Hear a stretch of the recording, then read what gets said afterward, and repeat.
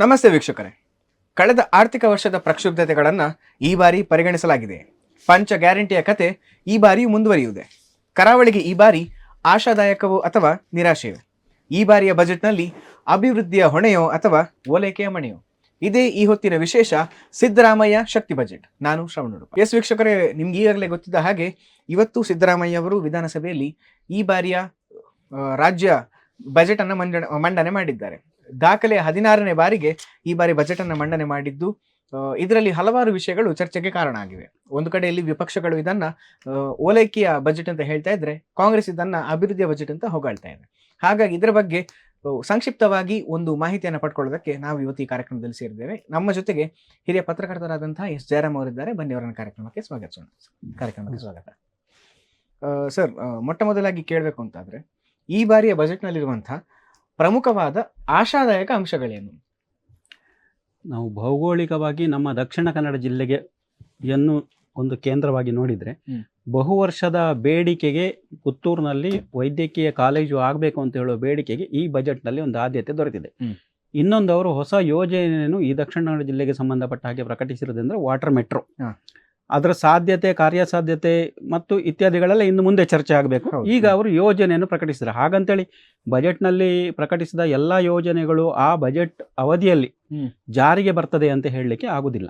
So ಬಹಳ ದೊಡ್ಡ ಸಂಭ್ರಮ ಪುತ್ತೂರಿನ ಶಾಸಕರನ್ನು ಹೆಗಲ ಮೇಲೆ ಹೊತ್ತುಕೊಂಡು ಬೆಂಗಳೂರಿನಲ್ಲಿ ಸಂಭ್ರಮಿಸಿದ್ದಾರೆ ಅವರ ಅಭಿಮಾನಿಗಳು, ಅವರ ಕಾರ್ಯಕರ್ತರು.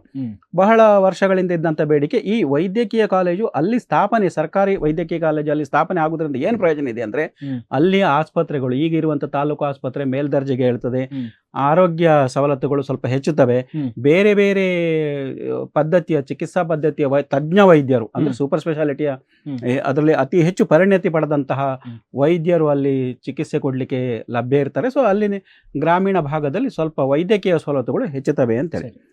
ಮುಖ್ಯ ಈ ಸರ್ತಿ ಬಿಜೆಪಿ ಈ ಬಜೆಟ್ ಅನ್ನು ಬಹಳ ತೀವ್ರವಾಗಿ ಟೀಕಿಸಿದೆ. ಇದು ಹಲಾಲ್ ಬಜೆಟ್ ಅಂತೇಳಿ ಅದು ಕೆಂಡ ಕಾರಿದೆ. ಬಜೆಟ್ ಅನ್ನು ಇದೇ ಮೊದಲ ಬಾರಿಗೆ ಬಜೆಟ್ ಗಾತ್ರದಲ್ಲಿ ಇದೇ ಮೊದಲು ಕರ್ನಾಟಕದ ಬಜೆಟ್ 4 ಲಕ್ಷ ಕೋಟಿಯ ಗಾತ್ರವನ್ನು ದಾಟಿದೆ. ಹೌದು, ಬಹಳ ಸಂಶಯ ಇದ್ದದ್ದು ಈ ಸರ್ತಿ ಗ್ಯಾರಂಟಿಗಳ ಕತೆ ಅಥವಾ ಗತಿ ಏನಾದೀತು ಅಂತ ಹೇಳೋದನ್ನು. ಆ ಪಂಚ ಗ್ಯಾರಂಟಿಗಳು ಕೂಡ ಮುಂದುವರಿತವೆ ಅಂತ ಹೇಳುವ ಒಂದು ಸಂದೇಶವನ್ನು ಮುಖ್ಯಮಂತ್ರಿಗಳು ಈಗಾಗಲೇ ಕೊಟ್ಟಿದ್ದಾರೆ. ಅದಕ್ಕಾಗಿ ಬೇಕಾದಷ್ಟು ಅನುದಾನವನ್ನು ಈ ಬಜೆಟ್ನಲ್ಲಿ ತೆಗೆದಿಟ್ಟಿದ್ದಾರೆ. ಸರಿ. ಆಮೇಲೆ ಈ 25-26ನೇ ಈ ಸಾಲಿನಲ್ಲಿ ಆದಾಯ ಕೊರತೆ 19,262 ಕೋಟಿ ರೂಪಾಯಿ ಇದೆ. ಸೊ ಹಿಂದೆ ಇದ್ದದ್ದು 27,344 ಕೋಟಿ ರೂಪಾಯಿಗೆ ಹೋಲಿಸಿದ್ರೆ ಅದು ಸ್ವಲ್ಪ ಇಳಿದಿದೆ. ಮತ್ತು ಕೆಲವೆಲ್ಲ ಹೊಸ ಯೋಜನೆಗಳನ್ನು ಅವರು ಪ್ರಕಟಿಸಿದ್ದಾರೆ. ಕಳೆಸರ್ತಿ ಅವರು 15ನೇ ಬಜೆಟ್ನಲ್ಲಿ ಅವರು ಸುಮಾರು 3 ಗಂಟೆಗಳ ಕಾಲ ಮಾತಾಡಿದರು. ಈ ಸರ್ತಿ ಅವರು 3 ಗಂಟೆ 30 ನಿಮಿಷಗಳ ಕಾಲ ಮಾತಾಡಿದ್ದಾರೆ. ಭಾಷಣವನ್ನು ಜೈ ಹಿಂದ್ ಜೈ ಕರ್ನಾಟಕ ಅಂತೇಳಿ ಕೊನೆಗೊಳಿಸಿದ್ದಾರೆ.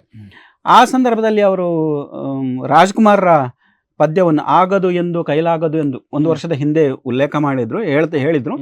ಈ ಸರ್ತಿ ಅವರು ಕುವೆಂಪು ಅವರನ್ನು ಉಲ್ಲೇಖ ಮಾಡಿದ್ದಾರೆ, ಗೋಪಾಲಕೃಷ್ಣ ಅಡಿಗರನ್ನು ಉಲ್ಲೇಖ ಮಾಡಿದ್ದಾರೆ, ಅವರ ಕಾವ್ಯವನ್ನು ಉಲ್ಲೇಖ ಮಾಡಿದ್ದಾರೆ. ಕಳೆಸರ್ತಿ ಹಾಗೆ ಅಲ್ಪಸಂಖ್ಯಾತರಿಗೆ, ಮಹಿಳೆಯರಿಗೆ, ಮಕ್ಕಳ ಕಲ್ಯಾಣಕ್ಕೆ ಹೆಚ್ಚು ಘೋಷಣೆಗಳನ್ನು ಅವರು ಮಾಡಿದ್ದಾರೆ, ಆದ್ಯತೆಯನ್ನು ಕೊಟ್ಟಿದ್ದಾರೆ. ಆದರೆ ಅನೇಕ ಕಾರ್ಯಕ್ರಮಗಳು ಅಲ್ಪಸಂಖ್ಯಾತರನ್ನು ಕೇಂದ್ರವಾಗಿಟ್ಟುಕೊಂಡು ಮಾಡಿರುವುದರಿಂದ ಬಿಜೆಪಿ ಅದರ ಬಗ್ಗೆ ಇದು ಹಲಾಲ್ ಬಜೆಟ್ ಅಂತೇಳಿ ಟೀಕಿಸುವ ಹಾಗೆ ಆಗಿದೆ. ಸರ್, ತಾವಾಗಲೇ ಹೇಳಿದ ಹಾಗೆ ಪುತ್ತೂರಿನಲ್ಲಿ ಆಗ್ತಿರುವಂಥದ್ದು ಕರಾವಳಿಗೆ ಸಿಕ್ಕಂಥ ಬಹುದೊಡ್ಡ ಕೊಡುಗೆ ಅಂತ ಹೇಳ್ಬೋದು ಈ ಬಾರಿಗೆ. ಬೆಂಗಳೂರಿನಲ್ಲಿ ಈ ಬಾರಿ ಸುರಂಗ ರಸ್ತೆಗೆ ಹಣ ಹೂಡಿಕೆ ಮಾಡಲಿರುವ ಬಗ್ಗೆ ಘೋಷಣೆ ಆಗಿದೆ. ಸರ್, ಇದರ ಪರಿಣಾಮಗಳು ಹೇಗಿರ್ಬೋದು ಅಂತ ತಮಗನಿಸ್ತದೆ? ಈಗ ಬೆಂಗಳೂರಿನಲ್ಲಿ ಯಾವುದೇ ಹೊಸ IT, ಮುಖ್ಯವಾಗಿ ಅದಕ್ಕೆ ಇರುವ ಹೆಸರೇ ಸಿಲಿಕಾನ್ ವ್ಯಾಲಿ. ಹೌದು, ಅಲ್ಲಿ IT ಉದ್ಯಮಗಳು ಬರಬೇಕು ಅಂತ ಹೇಳಿ ಆದರೆ, ಅಲ್ಲಿ ಹೊಸ ಈಗ ಇರುವ ಉದ್ಯಮಗಳು ವಿಸ್ತರಣೆ ಕಾಣಬೇಕು ಅಂತ ಹೇಳಿದರೆ, ಅಥವಾ ಅಲ್ಲಿ ಉದ್ಯೋಗಗಳು ಹೊಸದಾಗಿ ಸೃಷ್ಟಿಯಾಗಬೇಕು ಹೇಳಿದರೆ, ಅದು ವೈಟ್ ಕಾಲರ್ ಜಾಬ್ಗಳಿಗಾಗುವಾಗ ಅವರಿಗೆ ಮುಖ್ಯವಾಗಿ ಬೇಕಿರೋದು ಸಂಚಾರ. ನಿಮಗೆ 6-7 ಕಿಲೋಮೀಟರ್ಗಳಿಗೆ ನಿಮಗೆ ಒಂದೂವರೆ ಗಂಟೆ ಬಸ್ಸಿನಲ್ಲೋ ಕಳೆಯುವಂಥದ್ದಾದರೆ ಆ ಉದ್ಯಮಗಳು ಆ ಪ್ರದೇಶವನ್ನು ಆಯ್ಕೆ ಮಾಡುವುದಿಲ್ಲ. ಈಗ ಹೊಸದಾಗಿ ಬಂದಿರುವಂಥ ಉದ್ಯಮಗಳು ಬೇರೆ ಕಡೆ ಈಗ IT ಸಿಟಿಯಿಂದ ಹೊರಗೆ ಕೇಂದ್ರೀಕರಣಗೊಳ್ತದೆ. ಅಂದರೆ ತಮಿಳುನಾಡಿಗೆ ಬಾರ್ಡರ್ಗೆ ಸಮೀಪವಾಗುವಲ್ಲಿ ರೇಷ್ಮೆ ಸಂಸ್ಥೆ, ರೇಷ್ಮೆ ಕಾರ್ನರ್ ಎಲ್ಲ ಬರ್ತದಲ್ಲಿ, ಅದು ಅತ್ಯಂತ ವಾಹನ ದಟ್ಟಣೆಯ ಏರಿಯಾ. ಸುಮಾರು ನಿಮ್ಗೆ ಅಲ್ಲಿ 10 ಕಿಲೋಮೀಟರ್ ಹೋಗ್ಬೇಕಾದ್ರೆ 1.5 ಗಂಟೆ ರಸ್ತೆಯಲ್ಲೇ ನಿಲ್ಬೇಕಾಗ್ತದೆ. ಮತ್ತು IT ಉದ್ಯಮಗಳಿಗೆ ಒಂದೇನಂದ್ರೆ ಅವರಿಗೆ ಅವರದೇ ಆದ ವಾಹನ ಸೌಕರ್ಯ ಇದೆ. ಅವರಿಗೆ ಟೈಮ್ ಇಂಪಾರ್ಟೆಂಟ್. ಯಾಕಂದ್ರೆ ಪ್ರತಿಯೊಬ್ಬ ಕೂಡ ಅಲ್ಲಿ ಯಾರು ಕೂಡ ನೀವು ಇಷ್ಟು ಗಂಟೆಗೆ ಕೆಲಸ ಮಾಡಿ ಅಂತ ಹೇಳುದಿಲ್ಲ, ನಿಮ್ಗೆ ಕೊಟ್ಟ ಕೆಲಸವನ್ನು ಮುಗಿಸಿ ಕೊಡಿ ಟೈಮ್ ಒಳಗೆ ಅಂತ ಹೇಳುವಂಥದ್ದು. ಈ IT ಅದು ಪೆಕ್ಯುಲರ್, ಅದು ಆ ಕೆಲಸ ಮುಗಿದ್ರೆ ರಾತ್ರಿ 12 ಗಂಟೆ ತನಕ ಇರಬೇಕು. ಮತ್ತು ಬಹುತೇಕ ಅವುಗಳು ಬಹುರಾಷ್ಟ್ರೀಯ ಕಂಪನಿಗಳಾದ್ರಿಂದ ಭಾರತದ ಸಮಯ ಮತ್ತು ಅಲ್ಲಿಯ ಸಮಯ ಬೇರೆ ಬೇರೆ ಇರ್ತದೆ. ಈಗ ಅಮೆರಿಕದವರು ರಾತ್ರಿ 10 ಗಂಟೆಗೆ ಮೀಟಿಂಗ್ ಆಫೀಸಲ್ಲಿ ಅಟೆಂಡ್ ಮಾಡಬೇಕಾಗ್ಬೋದು. ಮತ್ತು ಕಾಲಕ್ರಮೇಣ ಈಗ ಏನಾಗಿದೆ ಅಂದ್ರೆ, ಮೊದಲೆಲ್ಲ ವರ್ಕ್ ಫ್ರಮ್ ಹೋಮ್ ಇರ್ತಿತ್ತು. ಈಗ ಹೆಚ್ಚಿನ ಸಂಸ್ಥೆಗಳು ನಾಡ್ದು ಮಾರ್ಚ್ ನಂತರ ನೀವು ವಾರದಲ್ಲಿ 4 ದಿವಸ ಅಥವಾ ವಾರದ ಎಲ್ಲ ದಿವಸಗಳು ನೀವು ಕಚೇರಿಗೆ ಬರಬೇಕು ಅಂತೇಳಿ ಒಂದು ಸರ್ಕ್ಯುಲರ್ ಈಗಾಗಲೇ ಕೆಲವು ಹೊರಡಿಸಿವೆ, ಕೆಲವು ಹೊರಡಿಸುವ ಮನಸ್ಥಿತಿಯಲ್ಲಿವೆ. ಇಂಥ ಸಂದರ್ಭದಲ್ಲಿ ನಿಮಗೆ ಅವರ ಒಂದು ಅಮೂಲ್ಯ ಒಂದು ಹೋಗಿ ಬರಲಿಕ್ಕೆ 3 ಗಂಟೆ ಬಸ್ಸಿನಲ್ಲಿ ವೇಸ್ಟ್ ಆಗ್ತದೆ ಹೇಳಿದ್ರೆ, ಸೊ ಅದನ್ನು ನಿಭಾಯಿಸಬೇಕಾಗ್ತದೆ. ಹಾಗಾಗಿ ಮುಖ್ಯವಾಗಿ ಅಲ್ಲಿ ಅವರು ಬೆಂಗಳೂರಿನ, ನಮಗೆ ಕಾಣ್ತದೆ ಬೆಂಗಳೂರಿನ ಅಭಿವೃದ್ಧಿಗೆ ಬಹಳ ದೊಡ್ಡ ಮೊತ್ತ ಕೊಟ್ಟಿದ್ದಾರೆ ಅಂತ. ಬಟ್ ಬೆಂಗಳೂರಿನ ಅಭಿವೃದ್ಧಿಗೆ ಅದು ಅತ್ಯಂತ ಅವಶ್ಯವಾಗಿದೆ. ಆದರೆ ನಮಗೆ ಇಡೀ ರಾಜ್ಯವನ್ನು ಬೇರೆ ಬೇರೆ ಭಾಗಗಳನ್ನು ಗಮನಿಸುವಾಗ, ಉತ್ತರ ಕರ್ನಾಟಕದ ಅಂತ ಹಿಂದುಳಿದ ಪ್ರದೇಶಗಳನ್ನು ಗಮನಿಸುವಾಗ ಬೆಂಗಳೂರಿಗೆ ಅವರು ಹೆಚ್ಚು ಆದ್ಯತೆ ಕೊಟ್ಟಿದ್ದಾರೆ ಅಂತ ಕಾಣ್ತದೆ. ಆದರೆ ಬೆಂಗಳೂರು ನಿಮಗೆ ಇಡೀ ರಾಜ್ಯದ, ನಮ್ಮ ರಾಜ್ಯದವರು ಮಾತ್ರ ಅಲ್ಲ, ಬೇರೆ ರಾಜ್ಯಗಳಿಂದಲೂ ಅಲ್ಲಿಗೆ ಉದ್ಯೋಗಾರ್ಥಿಗಳಾಗಿ ಬಂದವರಿದ್ದಾರೆ, ಉತ್ತರ ಭಾರತದವರು. ಇದೆಲ್ಲ ಅಲ್ಲಿ ಅವರು ಆ ಉದ್ಯಮ ಸ್ಥಾಪನೆ ಆಗಬೇಕಾದ್ರೆ ಅಲ್ಲಿ ಸೌಲಭ್ಯಗಳನ್ನು, ಮೂಲ ಸೌಕರ್ಯಗಳನ್ನು ಹೆಚ್ಚಿಸಬೇಕಾಗಿದೆ. ಸೊ ಆದ್ರಿಂದ ಅವರಲ್ಲಿ ಮೂಲ ಸೌಕರ್ಯಕ್ಕೆ ಹೆಚ್ಚು ಕೊಟ್ಟಿದ್ದಾರೆ. ಆದ್ರಿಂದ ಅಲ್ಲಿ ಅವರು ಡಬಲ್ ಡೆಕ್ಕರ್ ಫ್ಲೈಓವರ್ ಹೇಳ್ತಾರೆ, ಆಮೇಲೆ ಮೆಟ್ರೋ ವಿಸ್ತರಣೆ, ದೇವನಹಳ್ಳಿ ತನಕ ಮೆಟ್ರೋ ವಿಸ್ತರಣೆ ಮಾಡ್ತೇನೆ ಅಂತ ಹೇಳ್ತಾರೆ. ಸೊ ಇವೆಲ್ಲ ಅವಶ್ಯವಾಗಿ ಆಗ್ಬೇಕಂದ್ರು. ಹಾಗಂತೇಳಿ ಕಳೆದ ಸರ್ತಿ ಏನು ಅವರು ಘೋಷಣೆ ಕೊಟ್ಟಿದ್ರಲ್ಲ ಅದೆಲ್ಲ ಪೂರ್ಣ ಈಡೇರಿದವ ಅಂತ ಹೇಳೋದು ಕೂಡ ಒಂದು ಪ್ರಶ್ನೆ ಬರ್ತದೆ. ಕೆಲವು ಯೋಜನೆಗಳು ಈಡೇರಲಿಲ್ಲ, ಘೋಷಣೆಗಳಾಗಿಯೇ ಉಳಿದಿದ್ದಾವೆ. ಇದು ನೋಡಿದ್ರೆ ಬೆಂಗಳೂರಿನಲ್ಲಿ ಇನ್ನೂ ಹೊಸ ಉದ್ಯೋಗಗಳು ಸೃಷ್ಟಿಯಾಗಬೇಕಾದ್ರೆ ಹೊಸ ಸಂಸ್ಥೆಗಳು, ಅಂದ್ರೆ ಉದ್ಯೋಗ ಕೊಡುವಂತ ಸಂಸ್ಥೆಗಳು, IT BT ಕಂಪನಿಗಳು ಬರಬೇಕು ಅಂತಾದ್ರೆ ಈ ಸವಲತ್ತುಗಳು ಆಗ್ಬೇಕು. ಇಲ್ಲಾಂದ್ರೆ ಅವರಿಗೇನು ದಾಕ್ಷಿಣ್ಯ ಇಲ್ಲ, ನೀವಲ್ದ್ರೆ ಇನ್ನೊಂದು ಕಡೆ ಅಂತೇಳಿ ಅವರು ಎದ್ದು ಹೋಗ್ತಾರೆ. ಇದರ ಜೊತೆಗೆ ಅವರು ಕಾವೇರಿ ಮುಂದಿನ ಹಂತಕ್ಕೆ ಕೂಡ 550 ಕೋಟಿ ರೂಪಾಯಿ ನಿಗದಿ ಮಾಡಿದ್ದಾರೆ, ಅದನ್ನು ಮೀಸಲಿಟ್ಟಿದ್ದಾರೆ. ಹಾಗೆ ಬೆಂಗಳೂರಿಗೆ ನಮಗೆ ನೋಡುವಾಗ ಸ್ವಲ್ಪ ಬೆಂಗಳೂರಿಗೆ ಹೆಚ್ಚು ಆದ್ಯತೆ ಕೊಟ್ಟಿದ್ದಾರೆ ಅಂತೇಳಿ ಕಾಣ್ತದೆ. ಬಜೆಟ್ನಲ್ಲಿ ಆದ್ಯತೆ ಸಂದಿದೆ. ಹೌದು, ತಾವು ಹೇಳಿದ ಹಾಗೆ ಈ ಬಾರಿ ಕೂಡ ಒಂದು ಲೆಕ್ಕದಲ್ಲಿ ನೋಡಿದ್ರೆ ಬೆಂಗಳೂರು ಫಸ್ಟ್ ಹೇಳುವಂತ ಧೋರಣೆ ಕಾಣ್ತದೆ. ಆದ್ರೆ ಒಂದು ಲೆಕ್ಕದಲ್ಲಿ ಟೈರ್ 2 ಸಿಟಿಗಳನ್ನ ಕೂಡ ಡೆವಲಪ್ ಮಾಡಿದ್ರೆ ಬೆಂಗಳೂರಿನ ಮೇಲಿರುವಂತಹ ಒತ್ತಡವನ್ನು ಕಡಿಮೆ ಮಾಡಬಹುದು ಅಂತ ಕಾಣಿಸುತ್ತೆ. ಅದು ಟೈರ್ 2 ಟೈರ್ 3 ಸಿಟಿಗೆ ಈಗ ನಿಮ್ಗೆ ಈ IT ಮುಖ್ಯವಾಗಿ ಬೆಂಗಳೂರು ಯಾವುದಕ್ಕೆ ಫೇಮಸ್ ಆಗಿದೆ, IT ಉದ್ಯಮಕ್ಕೆ, ಮ್ಯಾನುಫ್ಯಾಕ್ಚರಿಂಗ್ ಇಂತ ಹೆಚ್ಚು ಅಲ್ಲಿ ಸರ್ವಿಸ್ ಡೆವಲಪಿಂಗ್ ಇಂಥದಕ್ಕೆ ಅದು ಬಹಳ ಪ್ರಖ್ಯಾತಿಯಾಗಿದೆ. ಅವರಿಗೆ ನೀವೇನು ವಿದೇಶಗಳೊಟ್ಟಿಗೆ ನೇರ ಸಂಪರ್ಕ ಬೇಕು, ಮತ್ತೆ ಅವರಿಗೆ ಒಂದು ನಿಗದಿತ ಸಮಯದೊಳಗೆ ಅವರ ಕಚೇರಿ ಕೆಲಸಗಳಿಗೆ ಮುಟ್ಟಬೇಕು. ಅದರಲ್ಲಿ ದೊಡ್ಡ ಪ್ಯಾಕೇಜ್ ಇದೆ ಸತ್ಯ, ಆದರೆ ದೊಡ್ಡ ಪ್ಯಾಕೇಜ್ ತಗೊಂಡವರು ಈ ಭಾರತ ಸರ್ಕಾರದ ಟ್ಯಾಕ್ಸ್ ರಿಜಿಮ್ನಲ್ಲಿ ಅವರು ಅಷ್ಟು ಕಳ್ಕೊಳ್ತಾರೆ. ಯಾಕಂದ್ರೆ ಮತ್ತೆ ಅವರೇನು ಸರ್ಕಾರದಾಗೆ ಬೆಳಿಗ್ಗೆ 10 ಗಂಟೆಗೆ ಬಂದು 5 ಗಂಟೆಗೆ ಕುರ್ಚಿ ಎದ್ದುಕೊಂಡು ಹೋಗುವಂತ ಅದಲ್ಲ, ಅಲ್ಲಿ ಎಲ್ಲ ಟೈಮ್ ಬೌಂಡ್. ಈಗ ವಿದೇಶದಿಂದ ಬರುವವರು ಮೀಟಿಂಗ್ಗಳು, ಈಗಲೇ ವಿಡಿಯೋ ಕಾನ್ಫರೆನ್ಸಿಂಗ್ ಆಗಿರ್ಬೋದು, ಆದರೂ ಅಲ್ಲಿಯ ಮುಖ್ಯಸ್ಥರು ಬರುವಾಗೆಲ್ಲ ಇರುವಾಗ ಅವರಿಗೆ ನೀವು ಪ್ರತಿ ಜಿಲ್ಲೆಯಲ್ಲಿ ಅಂತಾರಾಷ್ಟ್ರೀಯ ವಿಮಾನ ನಿಲ್ದಾಣ ಮಾಡೋದು ಕಷ್ಟ. ಅದನ್ನು ಈಗ ಇರುವ ಸವಲತ್ತುಗಳನ್ನು ನೋಡುವಾಗ ಆ ಸವಲತ್ತುಗಳ ಪ್ರಯೋಜನ ಅಲ್ಲಿಗೆ ಸಿಕ್ಕಬೇಕು, ಅಲ್ಲಿ ಉದ್ಯಮಗಳು ಸ್ಥಾಪನೆ ಆಗಬೇಕು, ಉದ್ಯೋಗಗಳು ಸಿಕ್ಕಬೇಕು ಅಂತ ಹೇಳೋ ರೀತಿಯಲ್ಲಿ ಯೋಚನೆ ಮಾಡಿದರೆ ಬೆಂಗಳೂರಿಗೆ ಅವರು ಏನು ಬೆಂಗಳೂರಿನ ಟ್ರಾಫಿಕ್ ಸಮಸ್ಯೆ ಇದೆ ಅದನ್ನು ನಿವಾರಣೆ ಮಾಡಲಿಕ್ಕೆ ಒಂದು ಆದ್ಯತೆ ಕೊಟ್ಟ ಹಾಗೆ ಕಾಣ್ತದೆ. ಮುಖ್ಯ ಇನ್ನೊಂದು, ನಾವು ಹಾಗೆ ನೋಡಿದ್ರೆ ನಮ್ಮ ಈ ಕರಾವಳಿ ಭಾಗದಲ್ಲಿ ಮತ್ತು ನೀವು ಮಲೆನಾಡು ಭಾಗದಲ್ಲಿ ಸ್ವಲ್ಪ ನಮಗೆ ನಕ್ಸಲ್ ಸಮಸ್ಯೆ ಇತ್ತು. ಅದನ್ನು VS ಹಿಂದೆ ಹೇಳ್ತಿದ್ರು ಅಂಡರ್ ಡೆವಲಪ್ಡ್ ಏರಿಯಾ, ಅದರಿಂದ ಅಲ್ಲಿ ಕೆಲವು ಸಮಸ್ಯೆಗಳಿವೆ ಅಂತ. ಈ ಸರ್ತಿ ಏನ್ ಮಾಡಿದ್ರೆ, ಮೊನ್ನೆ ಇತ್ತೀಚೆಗೆ ಕೆಲವು ಮಂದಿ ನಕ್ಸಲರು, ಹಾರ್ಡ್ ಕೋಡ್ ನಕ್ಸಲರು ಸರ್ಕಾರದ ಎದುರಿಗೆ ಶರಣಾದ್ರು. ಆ ಸಂದರ್ಭದಲ್ಲಿ ನೋಡಿ ಅವರು ಈಗ ಅದರ ಪರಿಣಾಮ ಈಗ ಏನಂದ್ರೆ, ಆ ನಕ್ಸಲ್ ನಿಗ್ರಹ ಪಡೆಯ ಬಗ್ಗೆ ಅನೇಕ ನಕ್ಸಲರ ಮನೆಗಳಿವೆ ಅಲ್ಲ ಅಲ್ಲಿ, ಅಂದ್ರೆ ಅವರು ನಕ್ಸಲರಲ್ಲ, ಆ ಮನೆಯ ಮಕ್ಕಳು ನಕ್ಸಲರಾಗಿದ್ದಾರೆ, ಆದ್ರೆ ಅವರ ತಂದೆ ತಾಯಿ ಅಥವಾ ಅಣ್ಣ ತಮ್ಮ ನಕ್ಸಲರಾಗಲಿಲ್ಲ, ಅಲ್ಲಿ ಇದ್ದಾರೆ, ಜೀವನ ಮಾಡಿಕೊಟ್ಟಿದ್ದಾರೆ. ಅವರಿಗೆ ಕಿರುಕುಳ ಕೊಡ್ತಾರೆ ಅಂತ ಹೇಳೋ ಒಂದು ದೂರ ಎಲ್ಲ ಇತ್ತು. ಆದ್ರಿಂದ ನೋಡಿ ಇಲ್ಲಿ ಒಂದು ನಕ್ಸಲ್ ನಿಗ್ರಹ ಪಡೆಯನ್ನವರು ವಿಸರ್ಜನೆ ಮಾಡಿದ್ದಾರೆ. ಸೊ ಒಂದು ಹೆರಾಸ್ಮೆಂಟ್, ಒಂದು ಮುಖ್ಯ ವಾಹಿನಿಗೆ ನಕ್ಸಲ್ ಚಳವಳಿ ಇದ್ದುಕೊಂಡು ಮುಖ್ಯ ವಾಹಿನಿಯಲ್ಲಿ ಬರ್ತೇವೆ ಅಂತ ಹೇಳುವವರಿಗೆ ಒಂದು ದಾರಿಯನ್ನು ಅವರು ಸುಗ ಮಾಡಿಕೊಟ್ಟಿದ್ದಾರೆ. ಅದನ್ನು ಒಳ್ಳೆ ಕೆಲಸ ಮಾಡಿದ್ದಾರೆ. ಮತ್ತೆ ಇವತ್ತಿನ ಬಹಳ ದೊಡ್ಡ ಸಮಸ್ಯೆ ಅಂದ್ರೆ ಸೈಬರ್ ಕ್ರೈಮ್. ಇದು ಯಾರೋ ಎಲ್ಲಿಯೋ ನಿಂತು ಬ್ಯಾಂಕ್ ಖಾತೆಯನ್ನು ಲಕ್ಷಗಟ್ಟಲೆ ಇರುವ ದುಡ್ಡನ್ನು ದೋಚುವಂಥದ್ದು. ಇದು ಅದರ ಬಗ್ಗೆ ಅವರು ನೋಡಿ ಅದನ್ನು ಬಲಪಡಿಸಲಿಕ್ಕೆ ಅವರು ಸೈಬರ್ ಕ್ರೈಮ್ ವಿಭಾಗವನ್ನು ಬಲಪಡಿಸಲಿಕ್ಕೆ ಮೊತ್ತವನ್ನು ಇಟ್ಟಿದ್ದಾರೆ. ಸೊ ಕೆಲವನ್ನು ಅವರು ಸಮಕಾಲೀನ ಸಮಸ್ಯೆಗಳ ಬಗ್ಗೆ ಅಡ್ರೆಸ್ಸು ಕೂಡ ಮಾಡಿದ್ದಾರೆ. ಅಂದರೆ ಆ ಸಮಸ್ಯೆಗಳನ್ನು ಗಮನಿಸಿ ಗುರುತಿಸಿ ಅದನ್ನು ಏನು ಸರಿ ಮಾಡಬಹುದು ಆ ನಿಟ್ಟಿನಲ್ಲಿ ಕೂಡ ಸಿದ್ದರಾಮಯ್ಯ ಒಂದು ಯೋಚನೆ ಮಾಡಿದ್ದಾರೆ. ಈ BJP ಅದನ್ನು ಹಲಾಲ್ ಬಜೆಟ್ ಅಂತೇಳಿ ಯಾಕೆ ಹೇಳ್ತಿದೆ ಅಂತಂದರೆ, ಅವರು ಕೊಡ್ತಿರುವ ಕಾರಣಗಳು ನೋಡಿ. ಮಿತಿ ಮೀರಿದ ಓಲೈಕೆ ಮಾಡಿದಿರಿ. ಅವರು ತನ್ನ ಆ ಒಂದು ಸ್ಟೇಟ್ಮೆಂಟನ್ನು ಸಮರ್ಥಿಸಿಕೊಳ್ಳಿಕ್ಕೆ ಬಿಜೆಪಿ ಹೇಳ್ತಾರೆ, ನೀವು ಅಲ್ಪಸಂಖ್ಯಾತರನ್ನು ಮಿತಿ ಮೀರಿದ ಓಲೈಕೆ ಮಾಡಿದ್ದೀರಿ. ಮುಖ್ಯ ನೋಡಿ, ಸರ್ಕಾರಿ ಗುತ್ತಿಗೆಯಲ್ಲಿ ಮುಸಲ್ಮಾನರಿಗೆ ಮೀಸಲಾತಿ ಇಟ್ಟಿದ್ದಾರೆ. ಅದು ಬಹಳ ದೊಡ್ಡ ತಪ್ಪು ಅಂತೇಳಿ ಇವತ್ತು ಭಾರತೀಯ ಜನತಾ ಪಕ್ಷ ಹೇಳ್ತಾ ಇದೆ. ಆಮೇಲೆ ಮುಸ್ಲಿಮರ ಸರಳ ಮದುವೆಗೆ 50,000 ರೂಪಾಯಿ ಕೊಡ್ತೇವೆ ಹೇಳಿದ್ದಾರೆ. ವಕ್ಫ್ ಆಸ್ತಿ ಮೂಲ ಸೌಕರ್ಯ ಅಭಿವೃದ್ಧಿಗೆ 150 ಕೋಟಿ ರೂಪಾಯಿ. ಆಮೇಲೆ ಮುಸ್ಲಿಂ ಸಾಂಸ್ಕೃತಿಕ ಕಾರ್ಯಕ್ರಮಗಳಿಗೆ 50 ಲಕ್ಷ ರೂಪಾಯಿ.